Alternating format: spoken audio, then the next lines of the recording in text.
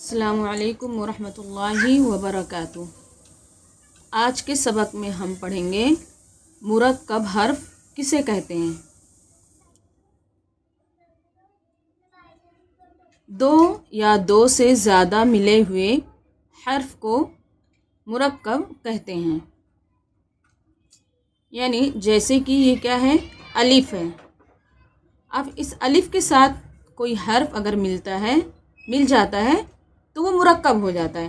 یہ الف اکیلا ہے تو یہ مفرد حرف ہے، یہ مفرد حرف کہلائے گا۔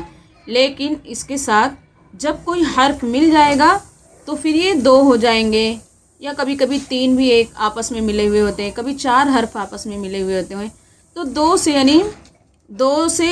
دو یا دو سے زیادہ کوئی بھی حرف جب ہوں گے تو انہیں مرکب حرف کہیں گے، یعنی بس اکیلا نہیں ہونا چاہیے۔ جیسے با الف، یہ بھی کیا ہے، مرکب حرف ہے۔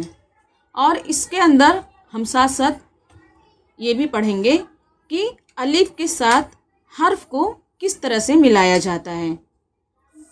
یہ جو تمام حرف ہے آج ہم پڑھیں گے، وہ تمام حرف کیا ہے، الف کے ساتھ ملے ہوئے ہیں۔ جیسے با الف، تا الف، تا الف، یا الف، جیم الف، ح الف، خ الف، ف الف۔